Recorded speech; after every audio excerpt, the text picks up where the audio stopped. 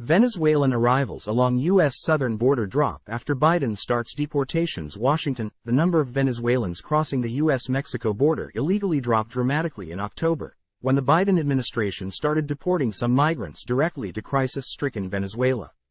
According to Customs and Border Protection, CBP, data published Tuesday, Border Patrol agents apprehended 29,637 migrants from Venezuela who entered the U.S. without authorization last month, a 46% drop from September, when unlawful crossings by Venezuelans soared to 54,833, a monthly record high. Time equals 400 ms, greater than the Biden administration announced in early October it had reached a deportation agreement with the Venezuelan government, a U.S. sanctioned regime that had long refused to accept the return of its citizens. Officials at the time vowed to deport those found to be ineligible for asylum or a temporary legal status the Biden administration offered to 472,000 Venezuelans who arrived before July 31.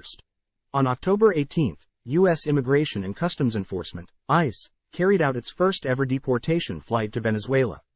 The agency has since staged weekly deportation flights there, deporting hundreds of Venezuelan adults under a process known as expedited removal. Acting CBP Commissioner Troy Miller said the decrease in Venezuelan arrivals along the southern border was more pronounced after the deportation flights started. In conjunction with our resumption of removal flights to Venezuela consistent with delivering consequences for those who cross the border unlawfully, CBP saw a 65% decrease in southwest border encounters of Venezuelans in the second half of October, compared to the second half of September, Miller said in a statement. Overall illegal entries along the southern border also decreased in October. Border Patrol apprehensions of migrants who entered the U.S. without legal permission dropped below 189,000 last month, a 14% decrease from nearly 219,000 in September. Those tallies do not include legal entries under two programs the Biden administration created to disincentivize migrants from crossing into the country unlawfully.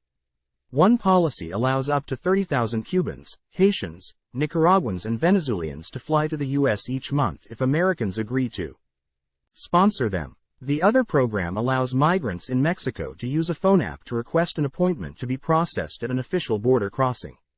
In October, more than 44,000 migrants were allowed to enter the U.S. through the app-powered process, according to federal data.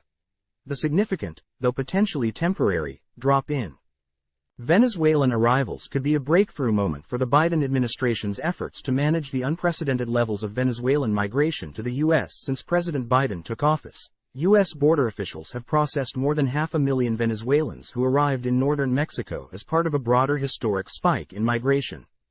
Time equals 400 ms, greater than Venezuelans have posed unique challenges for U.S. officials. Because Venezuela refused to accept U.S. deportations for years, the U.S. negotiated a deal last year with Mexico to send some Venezuelans back across the southern border. But Mexico only accepted a limited number, meaning that most Venezuelans have been released into the U.S. pending a review of their cases after crossing the border. New York City, Chicago, Denver and other cities have struggled to house destitute Venezuelan migrants, most of whom don't have family members or friends in the U.S. who can take them in. Another challenge has been the sheer number of displaced Venezuelans, the largest refugee-like population in the world. More than 7 million people have left Venezuela in recent years to escape the widespread economic crisis there, according to the United Nations. Adam Isaacson, a migration analyst at the Washington Office on Latin America, a U.S. think tank, said the deportation flights to Venezuela had an immediate impact on migrants' decision to travel north.